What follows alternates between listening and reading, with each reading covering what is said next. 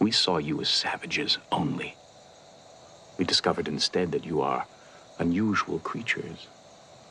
In your own limited ways. Ways which in time will not be so limited. We're growing. Something about us compels us to learn, explore. Yes, the human compulsion. And unfortunately for us, it is a power which will grow stronger century after century, eon after eon. Eons. Have you any idea how far we'll advance? Perhaps in a future that you cannot yet conceive, even beyond us.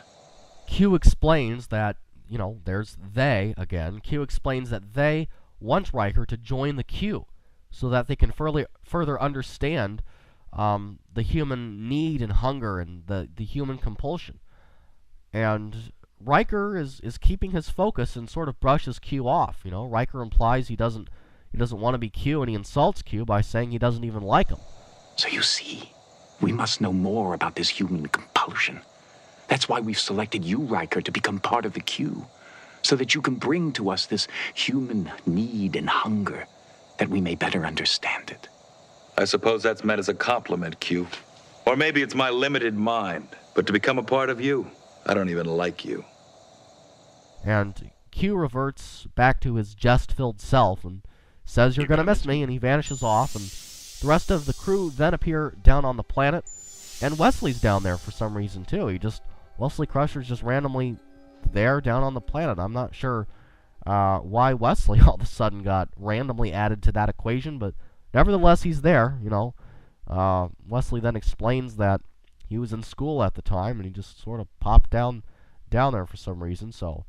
But about Q, wanting to know about the human compulsion, to me is very interesting. Just so great, because with Q, and, he has it all, right? He controls space and time. He can do anything he pretty much wants within the authority that allows him to do that.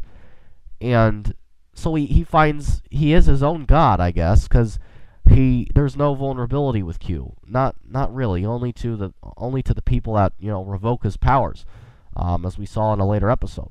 But Q is who knows how long that guy has been existent and making trouble throughout the universe. And there's not that sort of grand, lofty struggle as we humans have had with our history, with our trials, with how we've philosophized and come up with ways of exploring and thinking and all that sort of thing.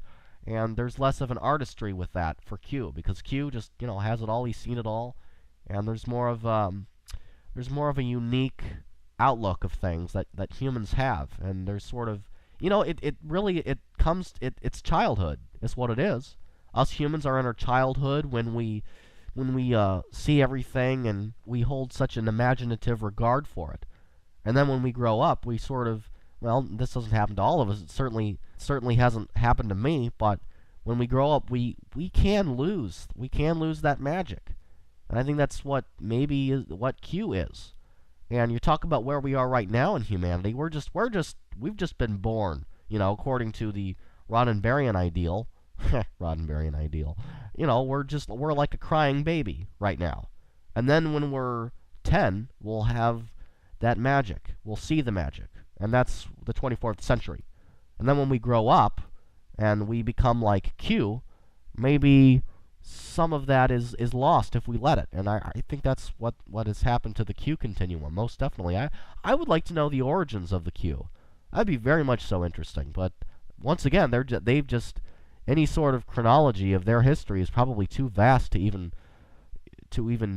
numerically even consider how long they've been around. It's pretty awesome. There's a lot we don't know about the Q. That's something to revisit, definitely, in the franchise. New Star Trek series, man. Bring John Delancey back on, or have a new Q. Learn more about him. Come on, not again. Commander Riker, what's going on? I was sitting in school and... Worf, my phaser's gone. Are you armed? No. So down on the planet, Tasha comments she has no phaser, Worf concurs, and more animal vicious things are on their way. And here's just a minor note. Where is Q? If you have an answer to any of this... Picard is a bit hostile when he asks where Q is to Riker, And, do you have any answer to this? And I thought that was very interesting how, Picard is hostile to Riker all of a sudden. And so, yeah, this is funny. The silly army music is playing, the French whatever it is. And here's the thing, the point I want to make with that is it's not incidental music. It's actually being played by the vicious animal things. I found that amusing for some reason.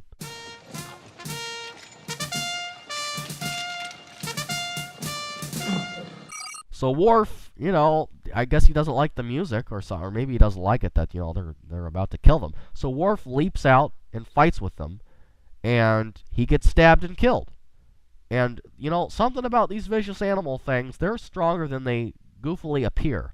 I mean, they've got some strength, they've got some muscle, they've got some grimness, man. And Wesley Crusher haters are extremely happy when one of the clips that was made for the internet plays out where Wesley Crusher gets stabbed and he is killed. Worf! Worf! Look out! Wesley, no! Wesley! Wesley! And Riker, at the sight of his killed friends, Q upped the risks, Q upped the danger, Q upped the strength of their adversaries, and he basically just dictated that that Worf and Wesley would be killed. And Riker intervenes. No! Damn it! Damn it to hell! Which was exactly what Q planned. If Riker did not intervene, then divinely so, with his powers, then everyone would have been killed by these dumb creatures. So Riker just lashes out. I mean, what else is he going to do, right?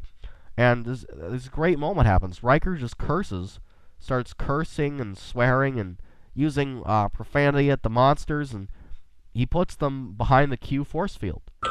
And, Picard goes, Riker!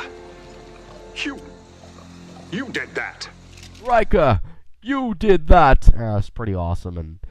And so Riker sends them all back to the bridge. And they are back on the bridge, and Riker is developing sort of... After this happens, Riker is standing up real extra straight, and he has a very proud stance. And that's not all!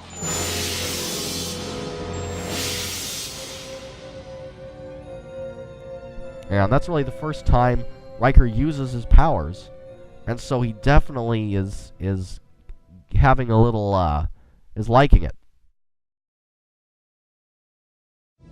That grid, their wounds. Only the Q can do that.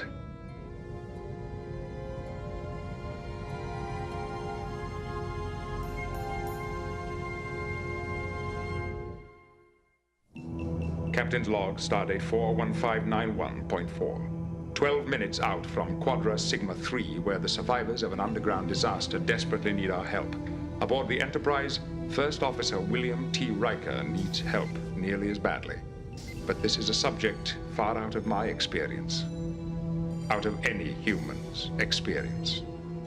Will. So we've got a captain's log there, and Picard then talks with Riker in the ready room. And Picard seriously wonders if Riker is strong enough to refuse the power of Q, not specifically because it is Riker, but just, anybody who is granted this power. We're all human here. How the hell do I advise you? You know the implications as well as I.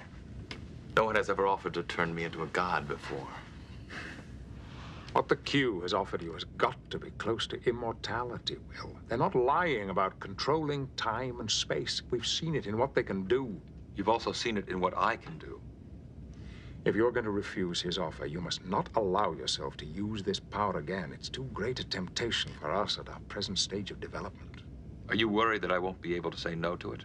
You tell me. Riker assures Picard with a promise of his not acting upon temptation. And Picard trusts in Riker's word. Riker promises to Picard that he will not be tempted with this new power, and what it means. Are you strong enough to refuse to use that power? Certainly. No matter how tempted, no matter how difficult Q makes it for you. You have my word. Good. I know what your word means. Great moment here where Picard says,